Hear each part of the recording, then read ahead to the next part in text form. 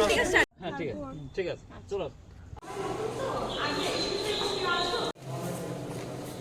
White পার্টগুলো দেখতে পারো, তার নিচে 5টা চুম্বক লাগানো আছে, ঠিক আছে?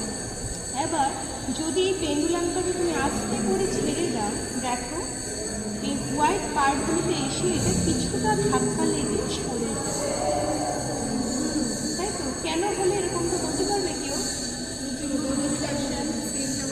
Like poles repels to each other, unlike poles attract to each other. তাহলে আনসার, কারণ এটা তো এলোমেলো ভাবে দুলতে থাকবে, সবাই মিলে বললে পারবে। নামটা হলো সুপার বাউন্স। আচ্ছা, সুপার বাউন্স কি হবে? ছোট্ট বলটা বাউন্স করে অনেকটা উপরে লাফিয়ে উঠে, তার জন্য নামটা দিয়েছে সুপার বাউন্স। একটু লক্ষ্য করো, এখানে 4টে বল, একটু আমার কথাটা শোনো, ঠিক আছে? 4টে বল আর এখানে 2টো বল, এখানেও সেম 2টো বল। তফাৎটা কি? এটার মধ্যে যে উপরে হালকা, উপরে ভারী। এবার এটা দেখো, উপরে তাকাও,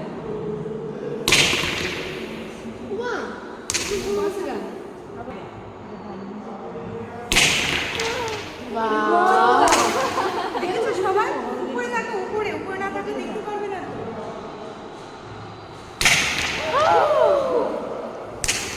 দেখা হলো এটারটা এটাতে আর এটারটা এটাতে। আবার এটা কি হালকা, তার জন্য এটার ভ্যালোসিটি অনেক অনেক বেশি বেড়ে যায়।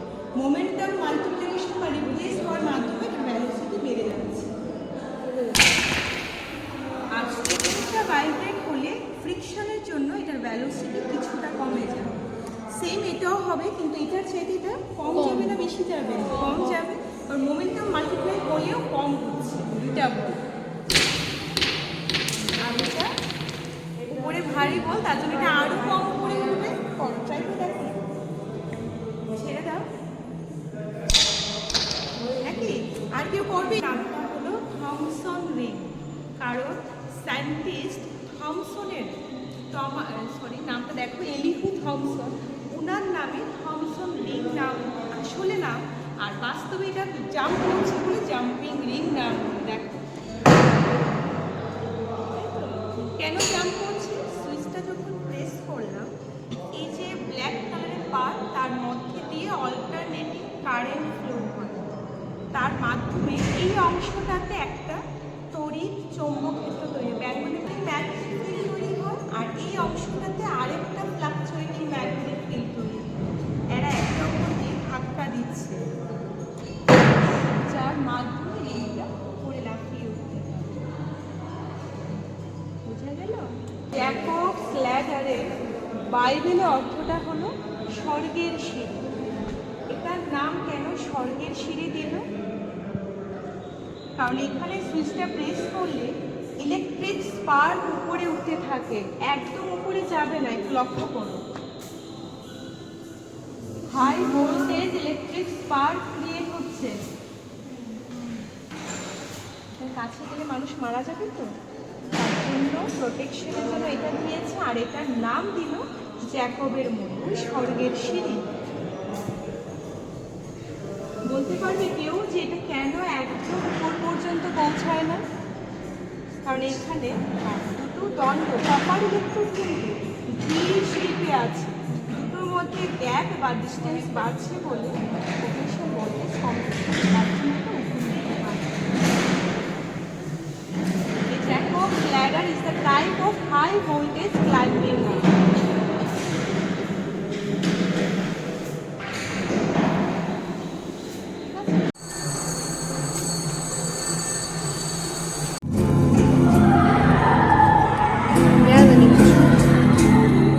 স্ট্রিংগুলো কিভাবে ভাইব্রেট হয় বাস্তবে, কিন্তু এটাকে থামিয়ে দাও আর বুঝতে পারবে না, এটা চলতে থাকলেই বুঝবে। অপটিক্যাল ড্রাম স্ক্যানার এটা। আচ্ছা, এবার বলতে পারবে kinegram it's just a optical illusion, এক প্রকারের দৃষ্টি বিভ্রম বলতে পারো। আচ্ছা, এখানে কোনটা ঘুরছে বলো তো? ছবিগুলো চলছে না,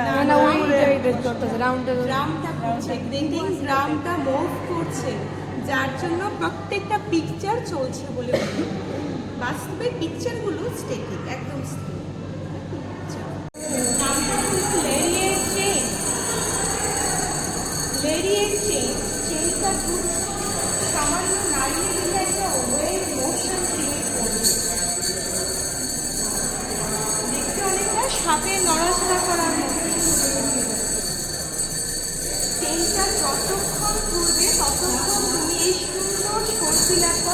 তরঙ্গ গতিটাকে লক্ষ্য করতে পারবে।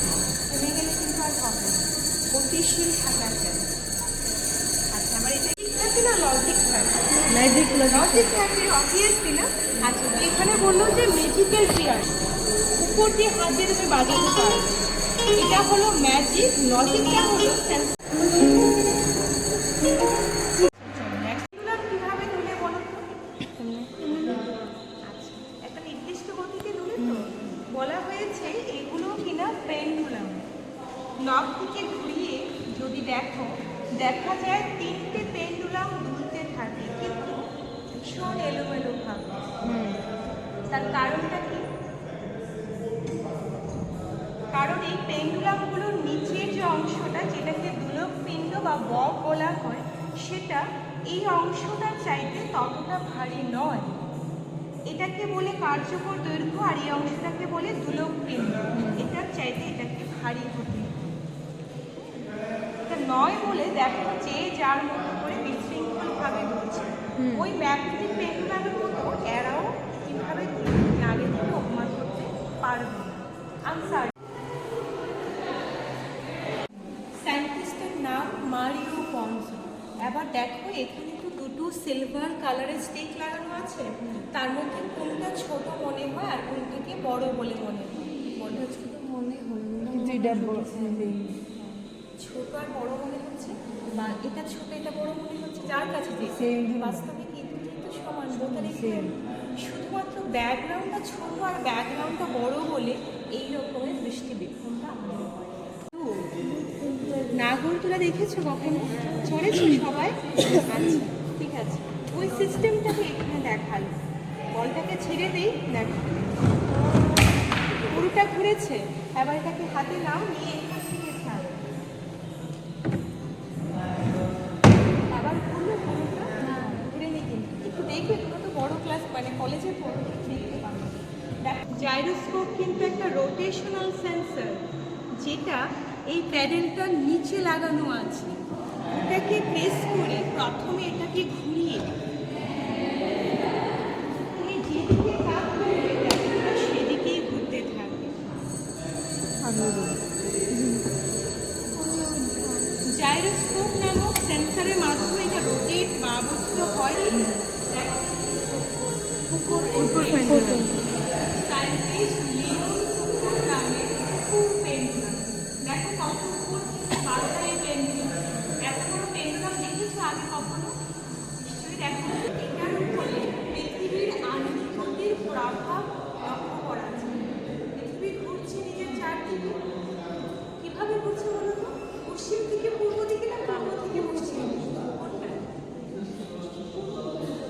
পূর্ব থেকে পশ্চিম না, পশ্চিম থেকে পূর্ব দিকে, ঠিক আছে? তার জন্য এমন কোনো পেন্ডুলাম দুলতে দুলতে একটু ঘড়ির কাঁটার দিকে হয়ে দুলতে আরম্ভ করে, মানে একটু পূর্ব দিকে হয়ে দুলতে আরম্ভ করে। কারণ পৃথিবী নিজ অক্ষের চারদিকে পশ্চিম দিকে। এটার কনসেপ্টটা হয়তো এখন বুঝতে পারছো না, একটু নেট সার্চ করো, ঠিক আছে? সোজা কথা, আণবিক গতির প্রভাব পড়ে বলে একটু ঘড়ির কাঁটার দিকে হয়ে দুলতে আরম্ভ করে, ঠিক আছে? আমাদের পৃথিবী, এবার পৃথিবী ঘুরছে। ধরো এটা হলো বায়ু প্রবাহ, তুমি এটাকে ছাড়লে এটা দেখবে ঘুরতে ঘুরতে একটু ছিটকে সরে যায়। মানে যখন আমাদের পৃথিবী নিজ অক্ষের চারদিকে ঘুরে তখন কোরিওলিস বলের সৃষ্টি হয় বড় বড় সাগর মহাসাগরে, আর আমাদের এই যে বৃহত্তর বায়ুমণ্ডল সিস্টেম সেখানে। তার জন্য বায়ুমণ্ডলের দিক বিক্ষেপ ঘটে, সমুদ্রের স্রোতেরও দিক বিক্ষেপ ঘটে। দেখো বেরিয়ে যাবে একটা সময়, ছিটকে বেরিয়ে যাবে, ঠিক আছে? তোমরা বাকিরা করে দেখতে পারো। এটা কি অনেক গভীর মনে হচ্ছে? নামটা পড়ে অতল স্পর্শী কূপ, একদম কুয়োর মতো গভীর। নাকি বাস্তবে কি বলো তো? এটা একটা গ্লাস, হ্যাঁ, ওই যেখানে দাঁড়িয়ে আছো সেখানে আরেকটা গ্লাস, দুইটা। এবার উপরে দেখো আরো দুইটা গ্লাস লাগানো আছে। লাইটের রিফ্লেকশন বা আলোর প্রতিফলনের জন্য এখানে অসংখ্য প্রতিচ্ছবি তৈরি হয়। তার জন্য ডান্স করেছো কখনো? ডান্স পারফর্ম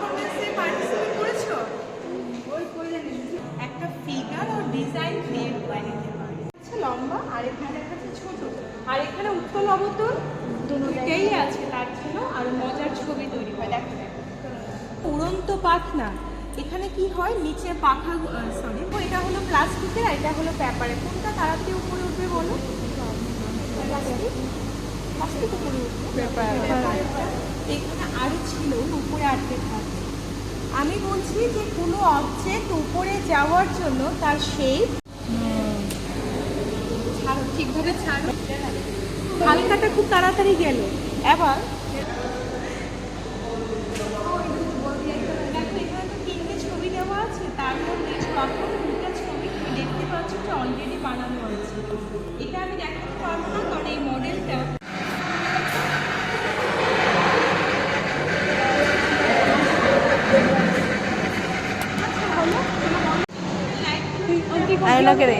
স্টোনের ঝড় বা কুইক স্টোনস রড। দেখো কিছু রডে লাইট জ্বলছে, কিছুতে লাইট নেই। যেগুলোতে লাইট জ্বলছে তুমি যদি সেগুলোকে টেনে ছাড়ো, কোনটা কি বানাবে ডিপেন্ড করছে এগুলো শেপ অ্যান্ড যে কোথায় কোথায় স্ট্রেসটা পড়ছে। যা দেখোনি আসতে পারো সামনে। 40 বছরের উপরে সময় ধরে এটা চলছে পৃথিবীর উপর। আমরা কান লাগিয়ে শুনবে, কি শোনা যাবে? আলাদা আলাদা পাইপে শব্দটা আলাদা আলাদা হবে। সেম দেখো, নামটা খঙ্গফোন। এটা একটা বাদ্যযন্ত্রের মতো কাজ করে। এই বাদ্যযন্ত্রের গায়ে অনেকগুলো পাইপ লাগানো, ছোট বড়। কম্পিউটারের সাহায্যে অপারেট করে। দেখো কোশ্চেনটা কি লেখা আছে? How much water is required to grow food? How much water is required পুরো জানতে হবে। দেখো দেখো দেখো এখানে দেখো কাজ হচ্ছে তো। to grow হয়েছে? এবার একটু দেখো, একটু 3টে বর্গক্ষেত্র মিলে কি বানালো? নাম জানবো।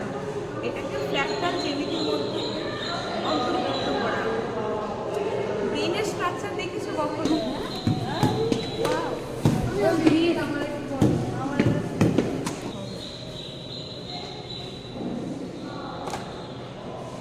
কি বানাচ্ছে আমরা বুঝতে পারছি কেন, কারণ এটা দাগ কাটছে।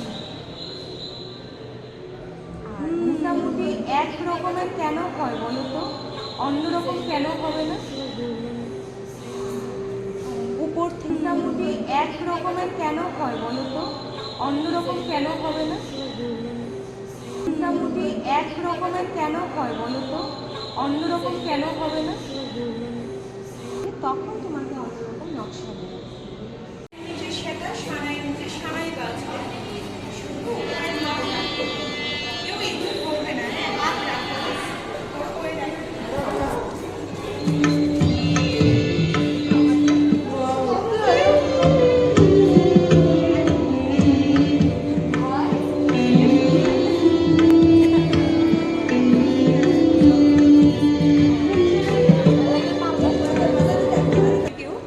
ওয়েভ মেশিন তো ওয়েভটাকে ডেমনস্ট্রেট করছে কিভাবে। দেখো ওই যে সামনে কাল শ্বাস করুন, শ্বাস করুন না।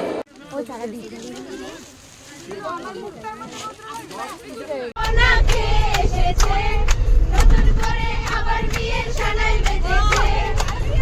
বিয়ে যাব যখন ভালো